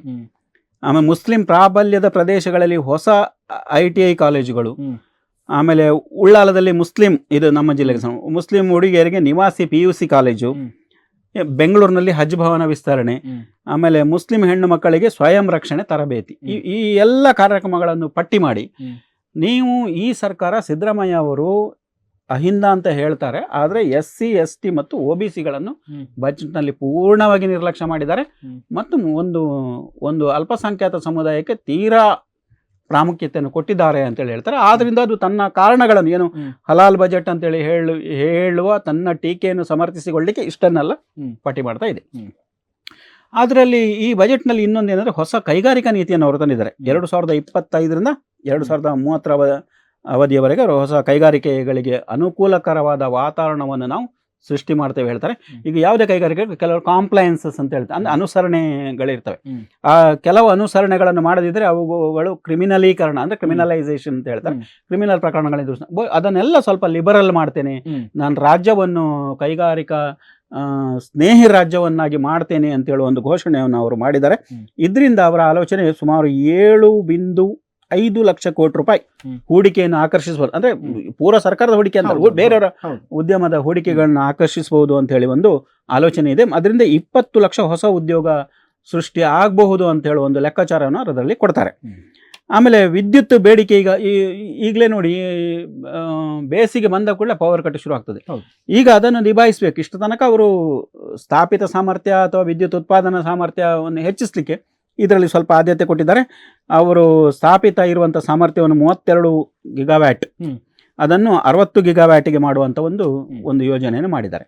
ಮತ್ತು ನೋಡಿ, ಅಕ್ಕಾ ಕೆಫೆ ಮತ್ತು ಕ್ಯಾಂಟೀನ್ ಅದರಲ್ಲಿ ಅವರು SHGಗಳನ್ನು, ಅಂದರೆ ಸೆಲ್ಫ್ ಹೆಲ್ಪ್ ಗ್ರೂಪ್ಗಳನ್ನು ಸೇರಿಸಿ ಅದನ್ನು ಮಹಿಳೆಯರಿಗೆ ಅವರನ್ನು ಸ್ವಾವಲಂಬಿಯಾಗಿಸುವ ಒಂದು ದಾರಿಯಲ್ಲಿ ಯೋಚನೆ ಮಾಡಿದ್ದಾರೆ. ಸೊ ಅದು ಸ್ವಲ್ಪ ಮಟ್ಟಿಗೆ ಹೊಸ ಯೋಜನೆ ಅಂತ ಕಾಣ್ತದೆ. ಯಾಕೆ ಅದರಿಂದ ಜಿಲ್ಲಾ ಮಟ್ಟದಿಂದ ತಾಲೂಕು ಮಟ್ಟದಲ್ಲಿ ಅವರಿಗೆ ಕೂಡ ಮಹಿಳೆಯರಿಗೆ ಸ್ವಲ್ಪ ಪ್ರಯೋಜನ ಆಗ್ತದೆ. ಇದೊಂದು ಉದ್ಯೋಗ ಸೃಷ್ಟಿ ಆಗ್ತದೆ. ಆದ್ರಿಂದ ಅದೊಂದು ಒಳ್ಳೆ ಯೋಜನೆ ಅಂತ ಹೇಳಿ ನನಗೆ ಕಾಣ್ತದೆ. ಆಮೇಲೆ ಪ್ರವಾಸೋದ್ಯಮದಲ್ಲಿ ಕಮ್ಯುನಿಟಿ ಪ್ರವಾಸೋದ್ಯಮ ಯೋಜನೆ ಅಂತ ಹೇಳಿ ಮಾಡ್ತಾರೆ. ಪ್ರತಿ ಜಿಲ್ಲೆಯಲ್ಲಿ ಕೂಡ ಅದನ್ನ ತರ್ತೇನೆ ಹೇಳ್ತಾರೆ. ಅದರ ಬಗ್ಗೆ ಗೈಡ್ಲೈನ್ಸ್ ಅದು ಹೇಗೆ ಏನಂಬುದು ಇನ್ನಷ್ಟೇ ಗೊತ್ತಾಗಬೇಕಾಗಿದೆ. ವಿಜಯಪುರ ಕೆಲವು ಈಗ ನಾರ್ತ್ ಅಲ್ಲಿ ಅವರು ಕೊಟ್ಟೇ ಇಲ್ಲ ಅಂತ ಹೇಳಿಕ್ಕೆ ಹೋಗಲ್ಲ. ವಿಜಯಪುರದ ನೀವು ಮುದ್ದೇಬಿಹಾಳದಲ್ಲಿ ಅವರು ಕೃಷಿ ಸಂಶೋಧನಾ ಕೇಂದ್ರ, ಅಂದ್ರೆ ಅಲ್ಲಿ ಬೇಡಿಕೆ ಆ ಭಾಗದಲ್ಲಿ ಕೃಷಿ ಜಾಸ್ತಿ ಇದ್ದಾಗ ಅಲ್ಲಿ ಅವರು ಕೃಷಿ ಸಂಶೋಧನಾ ಕೇಂದ್ರವನ್ನು ಕೂಡ ಅವರು ಕೊಡ್ತೇವೆ ಅಂತ ಹೇಳಿ ಹೇಳಿದ್ದಾರೆ. ಸೊ ಒಟ್ಟು ಅವರು ಯೋಚನೆ ಮಾಡಿದ್ದಾರೆ. ಆದ್ರೆ ಅದಕ್ಕೆ ಸಮಾನ ಆದ್ಯತೆ ಕೊಡ್ಲಿಕ್ಕೆ ಅವರಿಗೆ ಆಗಲಿಲ್ಲ. ಯಾಕಂದ್ರೆ ಹಣಕಾಸಿನ ದೊಡ್ಡ ಮೊತ್ತ ಇಲ್ಲಿ ಏನೇ ಆದ್ರೂ ಸುಮಾರು 52,000 ಕೋಟಿ ರೂಪಾಯಿ ಅಷ್ಟು ಗ್ಯಾರಂಟಿಗಳಿಗೆ ಹೋಗ್ತಾ ಇದೆ. 4 ಲಕ್ಷ ಕೋಟಿಯಲ್ಲಿ ಅದು ಸಣ್ಣ ಪ್ರಮಾಣ ಅಂತ ಕಾಣ್ಬೋದು, ಬಟ್ ಅದು ಅಭಿವೃದ್ಧಿಗೆ ಬರುವಂತ ಯೋಜನೆ ಮೊತ್ತ ಆದ್ರಿಂದ ಇಲ್ಲಿ ಅಭಿವೃದ್ಧಿ ಕುಂಠಿತ ಆಗುವ ಒಂದು ಸಾಧ್ಯತೆಗಳಿವೆ. ಬಹುಶಃ ಎಲ್ಲ MLAಗಳಿಗೆ ಅದು ಆತಂಕ ಕೂಡ ಇದೆ ಕೂಡ. ಸರ್, ಪಂಚ ಗ್ಯಾರಂಟಿಗಳಿಗೆ 52,000 ಕೋಟಿ ಹೌದು. ಆದ್ರೆ ಈ ಬಾರಿ ನಾವು ಕಳೆದ ಬಾರಿ ನೋಡ್ಬೇಕು ಅಂತಂದ್ರೆ ಆರ್ಥಿಕ ಪರಿಣಾಮಗಳನ್ನ ಸರಿಯಾಗಿ ಗಣನೆಗೆ ತೆಗೆದುಕೊಳ್ಳದೇ ಇದ್ದದ್ರಿಂದ ಯಾವ ರೀತಿ ಎಲ್ಲ ಸರ್ಕಾರ ಪೇಚಾಡಬೇಕಾಗಿ ಬಂದಿದೆ ಅಂತ ನಾವು ಕಂಡಿದ್ದೇವೆ. ಈ ಬಾರಿ ಅಂತಹ ಆರ್ಥಿಕ ಪರಿಣಾಮಗಳನ್ನ ಸರಿಯಾಗಿ ಗಣನೆಗೆ ತೆಗೆದುಕೊಂಡ ಹಾಗೆ ನಮ್ಗೆ ಕಾಣ್ತಾ ಇದೆಯಾ ಸರ್? ಅವರು ಮೊತ್ತವನ್ನು ಇಟ್ಟಿದ್ದಾರೆ. ಈಗ ಅದಕ್ಕೆ ಅವರು ಕಳೆದ ಸರ್ತಿಗಿಂತ ದೊಡ್ಡ ಹೆಚ್ಚಿನ ಮೊತ್ತ ಏನಿರಿಕೆ ಆಗ್ಲಿಲ್ಲ. ಈಗ ಬಹುಶಃ ಅವರು 52,000 ಕೋಟಿ ಸ್ವಲ್ಪ ಫ್ರಾಕ್ಷನ್ಸ್ ಇರ್ಬೋದು ಅಂತ ಹೇಳುವಾಗ ಅದನ್ನು ಒಂದು ಹಂತದಲ್ಲಿ ಅದನ್ನು ಸ್ಟ್ರೀಮ್ ಲೈನ್ ಮಾಡುವ ಆಲೋಚನೆ ಇದ್ದ ಹಾಗೆ ಕಾಣ್ತದೆ. ಯಾಕಂದ್ರೆ ಅಲ್ಲಿ ಬಹಳ ದೊಡ್ಡ ಏರಿಕೆ ಆಗ್ಲಿಲ್ಲ. ಈಗ ನಿರುದ್ಯೋಗ ಬರುವಾಗ ಈ ವರ್ಷದಲ್ಲಿ ಪುನಃ ಬರ್ತಾರಲ್ಲ ನಿರುದ್ಯೋಗಿಗಳು, ಅವರ ಆ ಸಂಖ್ಯೆ ಸೇರ್ಪಡೆ ಆಗ್ತದಲ್ಲ. ಇವನ್ನೆಲ್ಲ ನೋಡುವಾಗ ಅಲ್ಲಿ ಏನೋ ಒಂದು ಸ್ವಲ್ಪ ಮಟ್ಟಿನ ಒಂದು ಟೈಲರ್ ಮಾಡುವಂಥದ್ದು, ಕತ್ತರಿಸುವಂಥ ಒಂದು ವ್ಯವಸ್ಥೆ ಸೂಚ್ಯವಾಗಿದೆ ಅಂತ ಕಾಣ್ತಾರೆ. ಮತ್ತು ಈ ಪಂಚ ಗ್ಯಾರಂಟಿಗಳಿಂದ ಆಗಿರುವ ಒಂದು ಬೇರೆ ಯೋಜನೆಗಳಿಗೆ ಹೊಡೆತದಿಂದ ನೋಡಿ, ವಿಧವಾ ವೇತನ ಏನಿದೆ, ಅದು 800 ರೂಪಾಯಿ ಇತ್ತು, ಅದು 1,000 ಮಾಡ್ತಾರೆ ಅಂತೇಳಿ ಹೇಳ್ತಾ ಇದ್ರು. ಅದು ಬಹಳ ಮಂದಿಗೆ ಬಂದಿಲ್ಲ. ಈ ಗೃಹಲಕ್ಷ್ಮಿಗಿಂತ ಅದು ಬಹಳ ಮುಖ್ಯವಾದದ್ದು. ಯಾಕಂದ್ರೆ ಅದನ್ನೇ ನಂಬಿಕೊಂಡಿರುವವರು, ಬೇರೆ ಆದಾಯ ಇಲ್ಲ ಅವರಿಗೆ. ವಿಧವೆಯರಿಗೆ ಮದ್ದಿಗೋ ಯಾವುದಕ್ಕೂ ಆಗ್ತದೆ, ಸಣ್ಣ ಮೊತ್ತ ಅದು, ಇದಕ್ಕೆ ಹೋಲಿಸಿದ್ರೆ ಸಣ್ಣ ಮೊತ್ತ. ಅವರು ನಿಮ್ಗೆ ಅದರಿಂದ ಸಂಪತ್ತಿನ ಸೃಷ್ಟಿ ಮಾಡದೇ ಇರ್ಬೋದು, ಅವರು ಬೇರೆಯವರಿಗೆ ಭಾರ ಆಗದಾಗೆ ಸಣ್ಣ ಮಟ್ಟಿನಲ್ಲಿ ಅವರ ಬದುಕನ್ನು ಅವ್ರು ಮಾಡಿಕೊಂಡು, ಅದೆಲ್ಲ 6-8 ತಿಂಗಳು ಬರದಿದ್ರೆ ಅದು ಏನು ಪ್ರಯೋಜನ ಅವರಿಗೆ. ಹಾಗಾಗಿ ಇಂಥ ಸಮಸ್ಯೆಗಳಿವೆ, ಅದನ್ನೆಲ್ಲ ಈ ಬಜೆಟ್ನಲ್ಲಿ ಇವರಿಗೆ ಹೇಗೆ ಅಡ್ರೆಸ್ ಮಾಡ್ತಾರೆ ಅಂತ ಹೇಳೋದನ್ನು ನೋಡ್ಬೇಕಷ್ಟೇ. ಮತ್ತೆ 250 ಮೌಲಾನಾ ಆಜಾದ್ ಮಾದರಿ ಶಾಲೆಗಳು, ಇಂಗ್ಲಿಷ್ ಮಾಧ್ಯಮ ಶಾಲೆಗಳನ್ನು ಮಾಡದೆ ಹೇಳಿದ್ದಾರೆ. ಹಂತ ಹಂತವಾಗಿ ಈ ವರ್ಷ 100 ಕೋಟಿ ರೂಪಾಯಿ ಅದಕ್ಕೆ ಇಟ್ಟಿದ್ದಾರೆ. ಯಾವುದು ಈಗ ಏನು ಬಿಜೆಪಿ ಹೇಳ್ತಾರೆ ತುಷ್ಟೀಕರಣ ಅಂತ ಹೇಳ್ತದಲ್ಲ, ಅದಕ್ಕೆ ಹೇಳಿದ್ದಾರೆ. ಇನ್ನೊಂದೇಂದ್ರೆ ಮಲ್ಟಿಪ್ಲೆಕ್ಸ್ಗಳಲ್ಲಿ ಒಂದು ದರೋಡೆಗೆ ಒಂದು ನಿಯಂತ್ರಣ ಮಾಡುವಂತ ಒಂದು ಪ್ರಯತ್ನ ಮಾಡಿದ್ರೆ ಟಿಕೆಟ್ಗೆ 200 ರೂಪಾಯಿ ಮಿತಿಯನ್ನು ಅವರು ನಿಗದಿ ಮಾಡಿದ್ದಾರೆ. ಇವರು ಅದಕ್ಕೆ ಹೇಗೆ ಮಾಡ್ತಾರೆ ಹೇಳಲಿಕ್ಕೆ ಸಾಧ್ಯ ಇಲ್ಲ, ಯಾಕಂದ್ರೆ ಅವರು ಚಾಪೆ ಕೆಳಗೆ ನುಗ್ಗಿದ್ರೆ ಇವರು ರಂಗೋಲಿ ಕೆಳಗೆ ಬಹುಶಃ ಪಾರ್ಕಿಂಗ್ ಇನ್ನೊಂದು ಮತ್ತೆ ಈಗ ಪಾರ್ಕಿಂಗ್ ಹೇಗೆ ಶುಲ್ಕ ವಿಧಿಸಬಾರ್ದು ಅಂತಿದೆ, ಆದ್ರೆ ಶುಲ್ಕ ಹೇಗೆ ವಿಧಿಸ್ತಾ ಇದ್ದಾರಲ್ಲ, ಹಾಗಾಗಿ ಏನಾಗ್ತದೆ ಅಂತ ನೋಡ್ಬೇಕಾಗ್ತದೆ ಸರ್. ಅದ್ರ ಜೊತೆಗೆ ಈಗ ಹೆಚ್ಚಾಗಿ ಒಂದು ರಾಜ್ಯದ ಅಭಿವೃದ್ಧಿ ಅಂತ ಬರ್ಬೇಕಾದ್ರೆ ತಾವಾಗ ಹೇಳಿದಾಗೆ ಕೇವಲ ದೊಡ್ಡ ದೊಡ್ಡ ಕಾರ್ಖಾನೆಗಳು, ದೊಡ್ಡ ದೊಡ್ಡ ಉದ್ಯಮಗಳಿದ್ರೆ ಸಾಕಾಗುವುದಿಲ್ಲ. ಸಣ್ಣ ಮಟ್ಟಿನಲ್ಲಿ ಉದ್ಯೋಗ ಸೃಷ್ಟಿಗಾಗಿರ್ಬೋದು ಅಥವಾ ಆದಾಯ ಇದು ಮೂಲವಾಗಿ ಆಗಿರ್ಬೋದು, ಸಣ್ಣ ಹಾಗೂ ಮಧ್ಯಮ ಕೈಗಾರಿಕೆಗಳು ಕೂಡ ಅಷ್ಟೇ ಮುಖ್ಯ ಆಗ್ತದೆ. ಈ ಸೆಕ್ಟರ್ಗೆ ಏನಾದರೂ ಈ ಬಾರಿ ಲಾಭ ತರುವಂತಹ ಯೋಜನೆಗಳು ಬಂದ ಹಾಗೆ ಕಾಣ್ತಿದೆಯಾ ಸರ್? ಅವರು ಕೈಗಾರಿಕಾ ನೀತಿಯಲ್ಲಿ ಕೆಲವು ಪ್ರಸ್ತಾಪಗಳನ್ನು ಅವರು ಮಾಡಿದ್ದಾರೆ. ಯಾಕಂದರೆ ಕೈಗಾರಿಕೆಗಳಿಗೆ ಅನುಕೂಲಕರವಾದ ವಾತಾವರಣ ಅಂತ ಹೇಳುವಾಗ ನೀವು ಬೃಹತ್ ಕೈಗಾರಿಕೆಗಳನ್ನು ಮಾತ್ರ ಗಣಿಸ್ಲಿಕ್ಕೆ, ಯಾಕಂದರೆ ಕೇಂದ್ರ ಸರ್ಕಾರದ ಯಾವುದೇ ರಾಜ್ಯದಲ್ಲಿ ಸ್ಥಾಪನೆ ಮಾಡುವಾಗ ಅದು ಬೃಹತ್ ಕೈಗಾರಿಕೆ ಆಗ್ತದೆ. ಈಗ ನಮ್ಮ MRP ಇದೆ, ಬೇರೆ ಎಲ್ಲ ಇದೆ. ರಾಜ್ಯ ನೋಡುವಾಗ ಅದು MSMEಗಳಿಗೂ ಕೂಡ ಗಮನ ಕೊಡಬೇಕಾಗ್ತದೆ. ಸೊ ಆದ್ದರಿಂದ ನಿಮಗೆ ಆ ನೀತಿ ಹೆಚ್ಚು ಪ್ರಯೋಜನಕಾರಿಯಾಗಿ ಅಥವಾ ಯಾವುದೇ ಹರ್ಡಲ್ಸ್ ಇಲ್ಲದೆ ಅಥವಾ ಈಗ ಕಿರುಕುಳ ಇಲ್ಲದೆ ಅವರು ರೀತಿಯಲ್ಲಿ ಅದನ್ನು ರೂಪಿಸಿದ್ರೆ ಬಹುಶಃ ನನಗೆ ಕಾಣ್ತದೆ ಜಿಲ್ಲೆ ತಾಲೂಕು ಮಟ್ಟಗಳಲ್ಲಿ ಸಣ್ಣ ಸಣ್ಣ ಮಟ್ಟಿನ ಕಾರ್ಖಾನೆಗಳು ಬಂದಾವು. ಮುಖ್ಯ ನಮಗೆ ಇವರಿಗೆ ಇರುವಂಥದ್ದು ವಿದ್ಯುತ್ತಿನ ಸಮಸ್ಯೆ, ಅದನ್ನು ಅವರು ನಿವಾರಿಸಬೇಕಾಗ್ತದೆ. ಸರಿ ಸರ್, ಈಗ ತಾವಾಗ ಹೇಳಬೇಕಾದ್ರೆ 3.71 ಲಕ್ಷ ಕೋಟಿ ಇದ್ದಂತಹ ಬಜೆಟ್ ಅನ್ನ ಈ ಬಾರಿ ಮೊದಲ ಬಾರಿಗೆ ನಾವು 4 ಲಕ್ಷದ ಗಡಿಯನ್ನು ದಾಟಿದ್ದೇವೆ. 4 ಲಕ್ಷ ಕೋಟಿ ಗಡಿಯನ್ನು ದಾಟಿದ್ದೇವೆ. ಈ ಅಂತರವನ್ನು ತುಂಬುವುದಕ್ಕೆ ಯಾವ ರೀತಿಯಲ್ಲಿ ಯೋಜನೆ ಹಾಕಿದ ಹಾಗೆ ತಮ್ಮಲ್ಲಿ ಕಾಣ್ತದೆ? ಅವರಂದ್ರೆ ಒಟ್ಟು ಆದಾಯ ಹೆಚ್ಚಾಗ್ತದೆ ಅಂತ ಹೇಳಿ ಒಂದು ಅಂದಾಜಲ್ಲಿ ಇದ್ದಾರೆ ನೋಡಿ. ಈಗ ಅವರು ಈ ಸರ್ತಿ ಗ್ಯಾರಂಟಿಗಳಿಗೆ 51,034 ಕೋಟಿ ಕೊಟ್ಟಿರೋದು. ನೀವು ಗಾತ್ರ ಹೇಳಿದಕ್ಕೆ 4,095 ಲಕ್ಷ ಕೋಟಿ ಅದ್ರ ಗಾತ್ರ. ಅವರು ರೆವಿನ್ಯೂನನ್ನು ಎಕ್ಸ್ಪೆಕ್ಟ್ ಮಾಡಿದ್ದಾರೆ. ಹೇಗೆ ಸ್ವಲ್ಪ ಇನ್ನು ಬೇರೆ ಬೇರೆ ಬಾಬ್ತು ಹೆಚ್ಚಾಗ್ಬೋದು ಅಂತ ಕಾಣ್ತದೆ. ಮಧ್ಯಕ್ಕೆ ಪುನಃ ಒಂದು ಸ್ವಲ್ಪ ದರ ಹೆಚ್ಚಾಗ್ಬೋದು. ಹೀಗೆ ಹೆಚ್ಚಳಗಳು ಅಂತೂ ಆಗೇ ಆಗ್ತದೆ. ಒಟ್ಟು ನೀವು ನೋಡುವಾಗ ಕಲ್ಯಾಣ ಯೋಜನೆಗಳಿಗೆ ಮಹಿಳಾ ನೀವು ಸೆಂಟ್ರಿಕ್ ಯೋಜನೆ ಅಂದರೆ ಒಟ್ಟು ನೀವು ಒಂದು ಜನವರ್ಗದ ಯೋಜನೆಗಳಿಗೆ ಕೊಟ್ಟದ್ದನ್ನು ನೀವು ಗಮನಿಸಿದರೆ ಮಹಿಳಾ ಕೇಂದ್ರಿತ ಕಾರ್ಯಕ್ರಮಗಳಿಗೆ ಅವರು 94,084 ಕೋಟಿ ರೂಪಾಯಿ ತೆಗೆದಿಟ್ಟಿದ್ದಾರೆ. ಆಮೇಲೆ ಮಕ್ಕಳ ಕೇಂದ್ರಿತ ಚಿಲ್ಡ್ರನ್ ಸೆಂಟ್ರಿಕ್ ಯೋಜನೆ ಅಂತ ಅದಕ್ಕೆ 62,033 ಕೋಟಿ ರೂಪಾಯಿ ತೆಗೆದಿಟ್ಟಿದ್ದಾರೆ ಅವರು. ಅಂದರೆ ಒಟ್ಟು ಗ್ರಾಸ್ ನೋಡುವಾಗ ನಿಮ್ಮ ಆದಾಯ ಸಂಗ್ರಹ ಇವನ್ ನೋಡುವಾಗ ಇಲ್ಲಿ ಬಜೆಟಿನ ಮೊತ್ತ ಹೆಚ್ಚುತ್ತಾ ಹೋಗಿದೆ. ಬಟ್ ಅದರಲ್ಲಿ ಎಷ್ಟು ಉಪಯೋಗ ಆಗ್ತದೆ ಅಂತ ಗೊತ್ತಿಲ್ಲ. ಮತ್ತು ತೆರಿಗೆ ಸಂಗ್ರಹಕ್ಕೂ ಕೂಡ ಒಂದು ಗುರಿ ಇದೆ. ಆ ಗುರಿ ಮೀರಿದ ಸಾಧನೆ ಮಾಡ್ಲಿಕ್ಕಂತೂ ಆಗುದಿಲ್ಲ, ಕೆಲವು ಸಂದರ್ಭಗಳಲ್ಲಿ ಆಗುದು. ನೀವು ಎಷ್ಟಂತ ಇಲ್ಲದ ಟ್ಯಾಕ್ಸ್ ಅನ್ನು ಹೇಗೆ ಕಲೆಕ್ಟ್ ಮಾಡೋದು? ಈಗ ಜಾಗ ಮಾರಾಟ ಆದ್ರೆ ರಿಜಿಸ್ಟ್ರೇಷನ್ ಆದ್ರೆ ಅದರ ಶುಲ್ಕದಲ್ಲಿ ನೀವು ಅಂದಾಜು ಮಾಡ್ಬೋದು, ಇಲ್ಲದಿದ್ರೆ ಹೇಗೆ ಮಾಡ್ಲಿಕ್ಕೆ ಸಾಧ್ಯ ಉಂಟು? ಹಾಗೆ ಇಂಥದ್ದೆಲ್ಲ ಕೆಲವು ಹರ್ಡಲ್ಸ್ಗಳಿವೆ. ಮತ್ತು ಬಜೆಟ್ ಸ್ವಲ್ಪ ಆರೋಗ್ಯದ ಬಗ್ಗೆ ಸ್ವಲ್ಪ ಹೆಚ್ಚು ಗಮನ ಕೊಟ್ಟಿದೆ. ಈಗ ತಾಯಿ ಮರಣ ಪ್ರಮಾಣವನ್ನು ಶೂನ್ಯಕ್ಕೆ ಇಳಿಸಬೇಕು ಅಂತೇಳಿ ಮಾಡಿದ್ದಾರೆ. ಅದಕ್ಕೆ ಒಂದು 320 ಕೋಟಿ ರೂಪಾಯಿ ಅನುದಾನ ಅವರು ಇಟ್ಟಿದ್ದಾರೆ. ಆಮೇಲೆ ಹೆರಿಗೆ ಸೇವೆ ನೀವೀಗ ಹೇಳಿದಾಗೆ ಆಗ ಸ್ವಲ್ಪ ಗ್ರಾಮೀಣ ಭಾಗದಲ್ಲಿ ಅದೆಲ್ಲ ಸ್ವಲ್ಪ ಸುಸಜ್ಜಿತವಾಗಿ ಇರಲಿಲ್ಲ. ಪ್ರೈವೇಟ್ ಸೆಕ್ಟರ್ ಇರುವಲ್ಲಿ ಇದೆ. ನೀವು ಉತ್ತರ ಕರ್ನಾಟಕದ ಭಾಗಗಳಿಗೆಲ್ಲ ಹೋದ್ರೆ ನೀವು ಅದು ಅತ್ಯಾಧುನಿಕ ಸೇವೆ ಸಿಗ್ತದೆ ಅಂತೇಳಿ ನಿಮಗೆ ಗ್ರಾಮೀಣ ಭಾಗದಲ್ಲಿ ಹೇಳಲಿಕ್ಕೆ ಸಾಧ್ಯ ಆಗುದಿಲ್ಲ. ಸೊ ಅಲ್ಲಿ ಅವರು ಅದರ ಸೇವೆ ಬಲವರ್ಧನೆಗೆ ಡಿಜಿಟಲ್ ತಂತ್ರಜ್ಞಾನ ಬಳಸ್ತೇವೆ ಅಂತೇಳಿ ಹೇಳಿದ್ದಾರೆ. ಸೊ ಇವತ್ತಿನ ತಂತ್ರಜ್ಞಾನ ಬಳಕೆ ಆದ್ರಿಂದ ಸ್ವಲ್ಪ ಅದು ಆರೋಗ್ಯ ಸೇವೆಯಲ್ಲಿ ತೀರಾ ಹಿಂದುಳಿದ ಪ್ರದೇಶಗಳಲ್ಲಿ ಕೂಡ ಆರೋಗ್ಯ ಕೇಂದ್ರಗಳಲ್ಲಿ ಕೂಡ ಒಂದು ಉತ್ತಮ ಸೇವೆ ಸಿಗ್ಲಿಕ್ಕೆ ಒಂದು ಪ್ರಯೋಜನ ಆಗ್ಬಹುದು. ಆಮೇಲೆ ಆರೋಗ್ಯ ಕಾರ್ಯಕರ್ತರ ಗೌರವಧನವನ್ನು 1,000 ರೂಪಾಯಿ ಹೆಚ್ಚಳ ಮಾಡಿದ್ದಾರೆ. ಅದು ಬಹಳ ಸಮಯದಿಂದ ಬೇಡಿಕೆ ಇತ್ತು, ಗೌರವಧನ ಹೆಚ್ಚಳ ಮಾಡಬೇಕು ಅಂತ ಹೇಳಿ. ಸೊ ಅದನ್ನು ಮಾಡಿದ್ದಾರೆ. ರೈತರಿಗೆ ಸಹಾಯಧನಗಳನ್ನು ಬೇರೆ ಬೇರೆ ಹೆಸರಿನಲ್ಲಿ ಅವರು ಕೊಟ್ಟಿದ್ದಾರೆ, ಬಜೆಟ್ನಲ್ಲಿ ಕೊಟ್ಟಿದ್ದಾರೆ. ಸುಮಾರು ಈಗ 95-96ರಲ್ಲಿ ಅವರು ಮೊದಲ ಬಜೆಟ್ ಮಂಡಿಸಿದ್ದು. ಆವಾಗ ಒಂದು ತುಲನಾತ್ಮಕವಾಗಿ ಹೇಳಬೇಕಾದ್ರೆ 94ರಲ್ಲಿ ಅವರು ಜನತಾ ದಳ ಇತ್ತು. ಆಗ ಅಧಿಕಾರ ಬಂದಾಗ ಅವರು DCM ಆಗಿದ್ರು. 2004ರಲ್ಲಿ ಧರ್ಮಸಿಂಗ್ ಅವರು ಮುಖ್ಯಮಂತ್ರಿ ಆಗಿದ್ದಾಗಲೂ ಸಿದ್ದರಾಮಯ್ಯ ಬಜೆಟ್ ಅನ್ನು ಮಂಡಿಸಿದ್ರು. ಈಗ ಅವರದ್ದು ಈ ಸರ್ತಿದ್ದು 16ನೇ ಬಜೆಟ್. ಸೊ ಅವರದನ್ನು ಆಗ ಅವರಿಗೆ ಇವರು ಏನು ಶಾಸ್ತ್ರದ ಜ್ಞಾನ ಇದೆ ಅವರಿಗೆ, ಏನು ಬಜೆಟ್ ಮಂಡಿಸ್ತಾರೆ ಅಂತೇಳಿ ಆಗ ಕುಹಕ ಬಂದಿತ್ತು. ಬಹುಶಃ ಈ 16 ಬಜೆಟ್ಗಳ ಅವಧಿಯಲ್ಲಿ ಅವರದೊಂದು ಅರ್ಥಶಾಸ್ತ್ರದ ಪ್ರಾವೀಣ್ಯತೆ ಹೆಚ್ಚಾಗಿದೆ.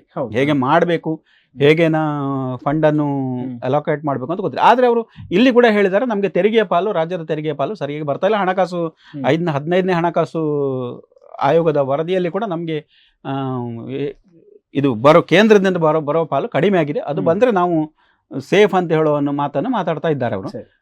ಅವರ ತರ್ಕದಲ್ಲಿ ಅದು ಸರಿ ಇರ್ಬೋದು. ಸರಿ. ಇದೆಲ್ಲದರ ಮಧ್ಯೆ ತಾವೀಗ ವೇತನ ಹೆಚ್ಚಳದ ಬಗ್ಗೆ ಹೇಳಿದ್ರಿಂದ ಅಥವಾ ವೇತನ ಆಯೋಗದ ಬಗ್ಗೆ ಹೇಳಿದ್ರಿಂದ ವಿಧಾನಸಭಾ ಸದಸ್ಯರ ವೇತನ ಹೆಚ್ಚಳಕ್ಕೆ ಕೂಡ ಈ ಬಾರಿ ಅನುಮೋದನೆ ಸಿಕ್ಕಿದೆ. ಇದು ಕೂಡ ಒಂದು ಲೆಕ್ಕದಲ್ಲಿ ಟೀಕೆ ಕಾರಣ ಆಗ್ತಾ ಇದೆ. ಅಂದ್ರೆ ಇದರಿಂದ ಬೊಕ್ಕಸದ ಮೇಲಿನ ಹೊರೆ ಹೆಚ್ಚಾದ ಹಾಗೆ ತಮಗೆ ಕಾಣುದಿಲ್ಲ. ಈಗ ಶಾಸಕರು ಹೇಳ್ತಿರೋದು ಏನಂತಂದ್ರೆ, ಬೇರೆ ಎಲ್ಲರ ಸಂಬಳ ಏರ್ತಾ ಉಂಟು, ನಮ್ಮ ಸಂಬಳ ಏರ್ಲಿಲ್ಲಲ್ಲ, ಆದ್ರಿಂದ ಅದು ಏರಿಸಬೇಕು ಅಂತ ಹೇಳೋದು. ಅಲ್ಲಿ ನಿಮ್ಗೆ ಯಾವ ಪಕ್ಷ ಭೇದವೂ ಇಲ್ಲ. ಇಲ್ಲಿ ನೀವು ಬೆಲೆ ಏರಿಕೆ ಅಂತೇಳಿ ಬಿಜೆಪಿಯವರು ವಿರೋಧ ಪಕ್ಷರು ಒಬ್ಬೆ ಹಾಕಿದ್ರು, ಅಲ್ಲಿ ವೇತನ ಏರಿಕೆಗೆ ಸಂಬಂಧಪಟ್ಟಾಗಿ ಅವರು ಬೇಡ ಅಂತೇಳಿ ಹೇಳಿದ್ದು ನನ್ನ ಕಿವಿಗಂತೂ ಬಿದ್ದಿಲ್ಲ. ಅದಕ್ಕೆ ಸಹಮತ ಉಂಟು. ಹೌದು, ಎಲ್ಲರ ಒಟ್ಟು ಎಲ್ಲರೂ ಅದು ಪಕ್ಷ ಭೇದ ಇಲ್ಲ, ಅದಕ್ಕೆ ಎಲ್ಲರ ಒಮ್ಮತ ಇದೆ. ಹಾಗೆ ಸರ್, ಅದೇ ಈಗ ಬೆಂಗಳೂರು ಪ್ಯಾಲೇಸ್ ಬಿಲ್ ಅಂತ ಹೇಳೋದನ್ನು ಇವತ್ತು ಪಾಸ್ ಮಾಡಿದ್ದಾರೆ. ಅದರಲ್ಲಿ ಬಳಕೆಯಾಗದ ಭೂಮಿಯನ್ನ ವಾಪಸ್ ರಾಜವಂಶಕ್ಕೆ ಕೊಡೋ ಬಗ್ಗೆ ಮಸೂದೆ ಮಂಡನೆ ಆಗಿದೆ. ಇದರಿಂದ ಸರ್ಕಾರ ಹಾಗೂ ಒಡೆಯರ್ ವಂಶದವರ ಮಧ್ಯೆ ಇರುವಂತಹ ಬಿರುಕು ಮುಂಬರುವ ದಿನಗಳಲ್ಲಿ ಕಡಿಮೆ ಆಗುವಂತ ಸಾಧ್ಯತೆಯನ್ನು ತಾವು ಕಾಣ್ತೀರಾ? ಒಂದಂದ್ರೆ ಅಲ್ಲಿ ಅದದು TDS ಜಗಳ ಇತ್ತು ಅವರದ್ದು. ಅದು ಸುಪ್ರೀಂ ಕೋರ್ಟ್ ಕೂಡ ಅವರಿಗೆ ಇಷ್ಟು ಒಂದು ಸಮಯ ನಿಗದಿ ಮಾಡಿ ಅವರು ನಿಗದಿಸಿದ TDS ಪರಿಹಾರ ಕೊಡಬೇಕು ಅಂತೇಳಿ ಹೇಳಿದ್ರು.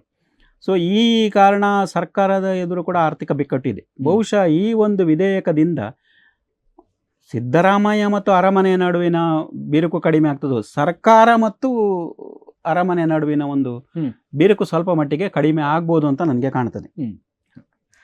ಸರ್, ಅದೇ ರೀತಿ ನಾವೇನಾದ್ರೂ ನೋಡಿದ್ರೆ, ತಾವಾಗ ಹಲಾಲ್ ಬಜೆಟ್ ಹೇಳುವಂತ ಟೀಕೆ ಬಗ್ಗೆ ಮಾತಾಡಬೇಕಾದ್ರೆ ಒಂದು ವಿಷಯವನ್ನ ಹೇಳಿದ್ರೆ, ಈ ಹಿಂದುಳಿದ ವರ್ಗವನ್ನ ಸಂಪೂರ್ಣವಾಗಿ ನಿರ್ಲಕ್ಷ್ಯ ಮಾಡಿ ಅಲ್ಪಸಂಖ್ಯಾತರಿಗೆ ಓಲೈಕೆಯನ್ನ ಮಾಡಿದ್ದಾರೆ ಅಂತ. ಹಿಂದುಳಿದ ವರ್ಗವನ್ನ ಸಂಪೂರ್ಣವಾಗಿ ನಿಜವಾಗಿಯೂ ನಿರ್ಲಕ್ಷ್ಯ ಮಾಡಲಾಗಿದೆ ಅಥವಾ ಇದು ಕೇವಲ ಟೀಕೆಗೆ ಮಾತ್ರ? ಅಂದ್ರೆ ಅಲ್ಲಿ ಬಿಜೆಪಿ IT ಸೆಲ್ನ ಅಮಿತ್ ಮಾಳವೀಯ ಹೇಳ್ತಾರೆ, ಈ ಸಂಪನ್ಮೂಲ ಹಂಚಿಕೆಯಲ್ಲಿ ಕಾಂಗ್ರೆಸ್ ಮುಸ್ಲಿಮರಿಗೆ ಆದ್ಯತೆ ನೀಡಿದೆ ಅಂತ ಹೇಳುವಾಗ ಅವರು ಕಳೆದ ವರ್ಷ ನೀವು ಮೀಸಲಿದ್ದ ಹಣವನ್ನು ನೀವು ವರ್ಗಾವಣೆ ಮಾಡಿದಿರಲ್ಲ, ಅದು ಯುಟಿಲೈಸ್ ಆಗ್ಲಿಲ್ಲಲ್ಲ ಅಂತ ಹೇಳೋದನ್ನು ಅವರು ಮಾತಾಡ್ತಾರೆ. ಅದನ್ನೇ ಈ ಸರ್ತಿಯೂ ಮಾಡಿದ್ರೆ ಅಂತ ಹೇಳೋ ಒಂದು ಆತಂಕ ಸಹಜವಾಗಿದೆ. ಮತ್ತು ಇದು ಏನಂದ್ರೆ SC ST OBCಗಳ ಹಕ್ಕುಗಳನ್ನು ನಿರ್ಲಕ್ಷ್ಯ ಮಾಡಿದೆ ಅಂತ ಹೇಳ್ತಿರೋದವ್ರು. ಅವರಿಗೆ ಏನು ಈಗ ಆ ಭಾಗಕ್ಕೆ ಹೆಚ್ಚಿನ ಅನುದಾನ ಕೊಡಬೇಕಾಗ್ತದೆ, ಕೆಲವೊಮ್ಮೆ ಅವರ ವಾಸಸ್ಥಾನಗಳ ಅಭಿವೃದ್ಧಿಗಳನ್ನು ನಾವು ಸರ್ಕಾರ ಒಂದು ಕಲ್ಯಾಣ ಯೋಜನೆಯಲ್ಲಿ ಪರಿಗಣಿಸಬೇಕಾಗ್ತದೆ. ಇವನ್ನು ನೋಡಿದಾಗ ಅವರ ಹೇಳಲಿಕ್ಕೆ ನೀವು ತಾರ್ಕಿಕವಾಗಿ ಸರಿ ಇದೆ.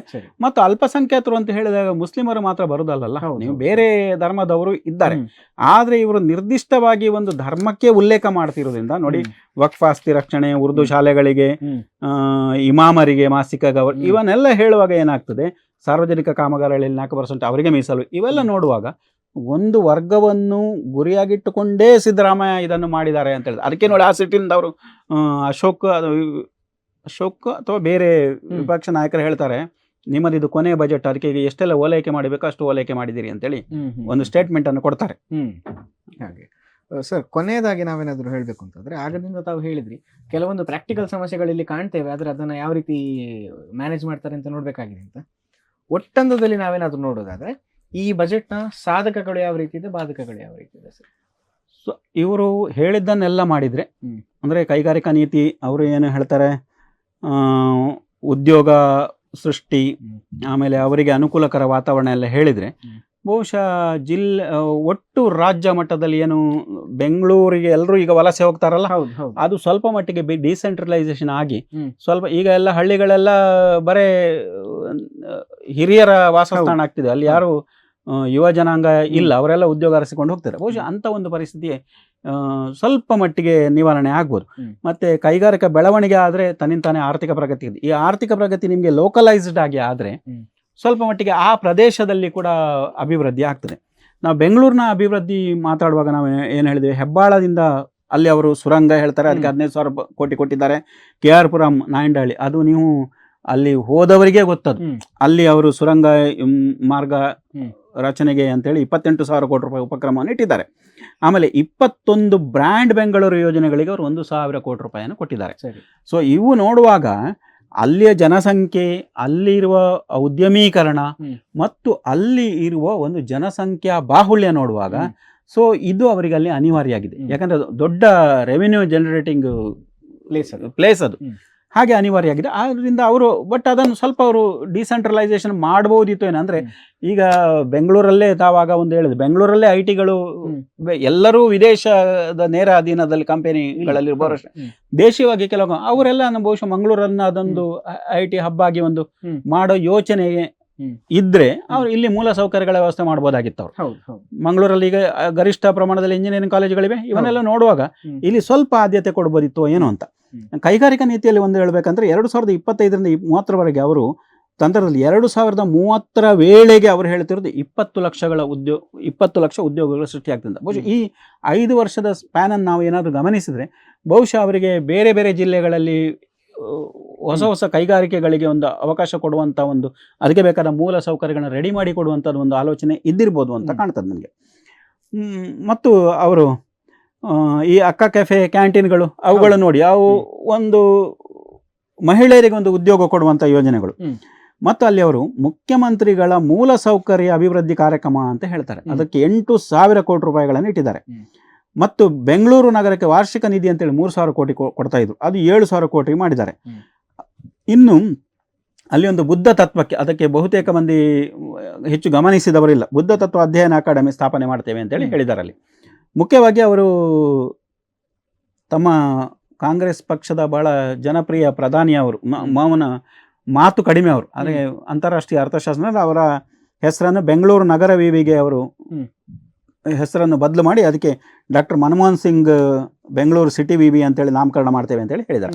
ಇನ್ನು ಕೃಷಿಕರಿಗೆ ಆ ಮೈಸೂರು ಭಾಗದಲ್ಲಿರುವಂಥ ಒಂದು ರೇಷ್ಮೆ ಕೃಷಿಕರಿಗೆ ಒಂದು ಅನುಕೂಲ ಆಗಲಿ ಅಂತೇಳಿ ಅವರು ಮೈಸೂರಿನಲ್ಲಿ ರೇಷ್ಮೆ ಹುಳ ಮಾರುಕಟ್ಟೆ ಸ್ಥಾಪನೆಯನ್ನು ನಬಾರ್ಡ್ನೊಂದಿಗೆ ಮಾಡ್ತೇವೆ ಅಂತೇಳಿ ಹೇಳ್ತಾರೆ.